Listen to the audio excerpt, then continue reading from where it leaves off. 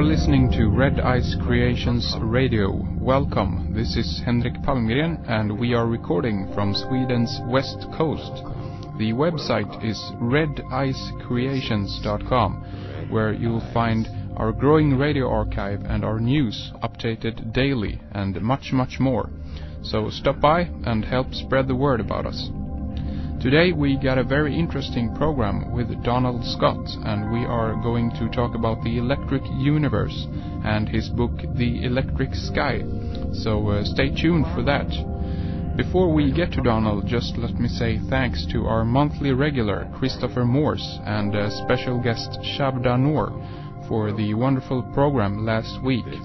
And Chris will be back the first Thursday next month. Now let's talk about the electric universe. Today we have Donald E. Scott with us on the line, and this is going to be a fascinating program. We're going to talk about the electric universe and plasma cosmology. And Donald is an electrical engineer and has been a lifelong amateur astronomer.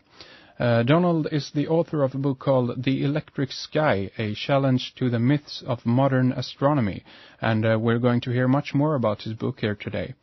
And I've been following along with the excellent site thunderbolts.info for a while now, and I've been frequently linking to many of those the articles they have over there from my site. And I find this theory and information fascinating. And I guess Donald have teamed up with Wall and David Talbot over at Thunderbolt, so I'm going to ask Donald about that later on. Okay, so welcome to the program, Donald. And we had some issues here in the beginning, but we seem to be up and running now. So welcome to the program. Well, thank you very much, Henrik. It's very, very much a pleasure for me to be able to talk to you about things that are near and dear to my heart. Excellent. It's great to have you here. Yeah, and in the intro there, I mentioned Wal Thornhill and David Talbot. And what's your relationship to them and to Thunderbolts.info?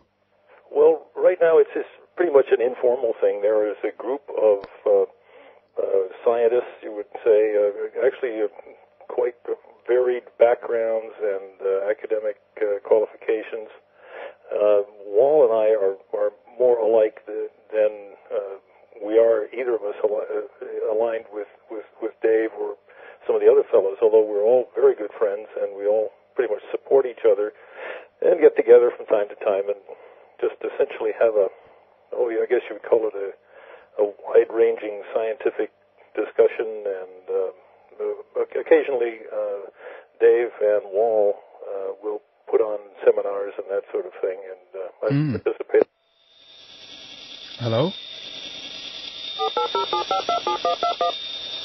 We're actually having some issues here with the phone lines and even with Skype. We tried it out. It might be the recent X-class flare that have been going off, and it's allegedly directed towards Earth, correct, Donald? That's right, yeah, and they say that one should be prepared for all sorts of outages or possibly nothing at all, so maybe this is an example of it. And this is pretty interesting stuff here, because how does kind of solar flares and this connect with the theory of the electric universe? It's interesting. If I had arranged it with God, it couldn't have been better. Exactly. One of the founding fathers, really, of the plasma cosmology, the plasma ideas, is the Norwegian Christian Birkeland, and he's somewhat well known these days, more in circles that I'm in than astronomers. But he was the first person really to try to explain the aurora, the electrical effects. Prior to about 1900, nobody really knew what the aurora was. That people had seen it for years and years and decades and centuries, but nobody knew what it was due to. And Birkeland was the kind of scientist who didn't just sit behind his desk and work with his mathematics, but he got out, put himself in his fur pants and fur jacket, and he and his associates took their dog team and went out across the northern slopes of Norway and put some observatories up there and actually got underneath the aurora and measured them.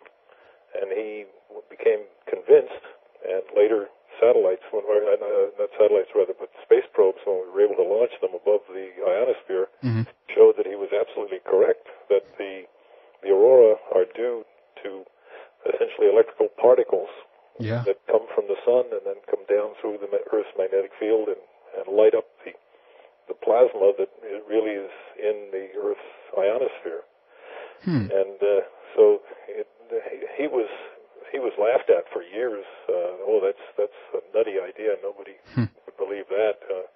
Clearly, any kind of charged particles that made it 93 million miles from the sun to the Earth, but in that long path, they would disperse because of mutual repulsion. And of course, that isn't true because the distance there, that region, is chock-a-block with plasma, solar plasma, and it holds that stream together. And so Birkeland was absolutely right. So does the sun affect the Earth? You betcha. And Birkeland was the first man really to nail it down and to say not exactly what was happening, because in those days we didn't even talk about plasma. We hadn't even yet discovered what an electron was. He talked about corpuscles and cathode rays, the things that we don't talk about anymore. But generally he had it right, and his critics had it all wrong. There was a fellow by the name of Sidney Chapman, who was an English mathematician who dogged the footsteps of Birkeland for years and years. Even after Birkeland's death, Chapman would say that Birkeland was all wrong, and he didn't know what was going on. And Chapman's ideas was that the aurora was somehow due to some tidal effects in the Earth's atmosphere, and that was totally wrong. And it wasn't until, I guess, just a couple of decades, just shortly before Chapman's death, I think he finally admitted that maybe Birkeland had something right about what he said. Well, isn't it was all right. Isn't there? Is it a university or something that is named after him, Birkeland? No, he was at what is now the University of Oslo. Okay. Christiana University or something like that. Back in those days, back around 1900. Oh, okay. Yeah, I see. And I want to return to there are a lot of other interesting persons, I guess, connected to this, like Velikovsky and people like this. But before we go into that and talking about your book and so forth, when did you first, Donald, begin to kind of look at this theory of the electric universe? Oh gosh, it's hard to say. I've been an amateur astronomer, as you said in my introduction, for all my life, just about, and my training as an electrical engineer. But what got me started, really down this path to oblivion that I'm on right now, is that I as a professor of electrical engineering, I began to hear astronomers talk about magnetic fields and talk about some properties of magnetic fields that I knew were totally incorrect. They were just ideas that if any of my students said this on an exam, they'd get an F. They were just totally wrong. And I said, what's going on? I mean, why do these people say things like this? Well, I found out eventually that astronomers, even ones from very, very well-reputed schools, the big-name schools, don't study electromagnetic theory. They don't really know much. They don't feel they have to know much other than gravity, fluid dynamics, the nuclear energy, and things like that. But when it comes to anything electrical, they kind of put their hands up and say, well, we don't really need to know about that. If you, as a graduate student, if you want to learn anything about E&M, you go over to the electrical engineering department and take a course or two, but you really don't have to because you don't need any of that. Well, as a result, they've been saying some things that are totally wrong. And I think it's only very recently that electrical engineers, at least some of them, are beginning to look over the fence kind of that separates these two sciences and say, hey, you guys are all wet, and you should stop saying some of these things. But electrical engineers, like any other kind of science or engineering, is fairly parochial. You know, we hesitate to open the door to the next room and say, hey, what are you guys saying in here? That's we have the feeling that, well, that's their field, and they can say whatever they want to say in their field. But that's not really the way we're going to make progress in the next century. If people are essentially saying that Maxwell's equations say one thing and electrical engineers say no, they say another. And that's where the collision is beginning to happen, and that's when I started to get into it, and I began to pay a little more attention to what astronomers and astrophysicists were saying. And not don't get me wrong, not all of what they're saying is wrong. Clearly, but they've made some real bloopers, and they seem to continue to. And this is what really is driving me at this point, is even when they're told about it, they refuse to understand and just keep on inventing invisible particles and imaginary thises and thatses. And that's what sort of got my back up, and that's what was really the genesis of my book. Yeah, okay. Yeah, interesting. And I guess some of these bloopers is stuff like, black holes and of course the redshift dilemma, I guess. But before we go there, I mean, in a nutshell, is it possible to kind of explain the electric universe theory? Well, it's tough, but let me try to give you a sort of my dog. I give you sort of a cursory overview. Is that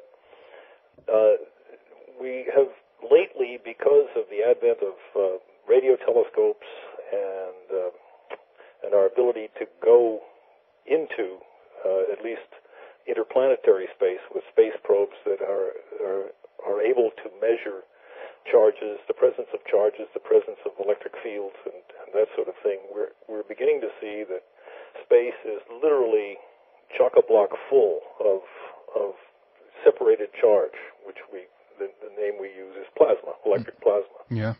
And plasma has certain qualities about it. It tends to form into cells. It tends to form into filaments and stringy things, and it has the properties that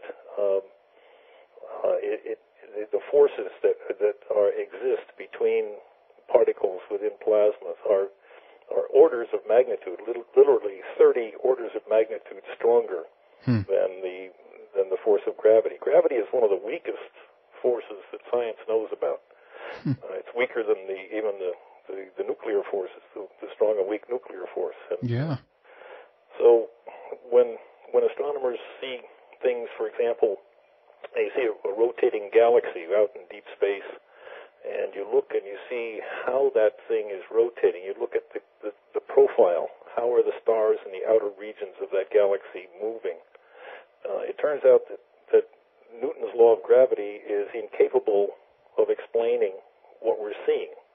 So that because of the new tools that astronomers are using now, not only radio telescopes but infrared telescopes and X-ray telescopes, we're able to utilize a wider range of the electromagnetic spectrum than just this very little narrow band, which we call the visible light. Yeah. Which is what we've been limited to ever since astronomy got started after Galileo.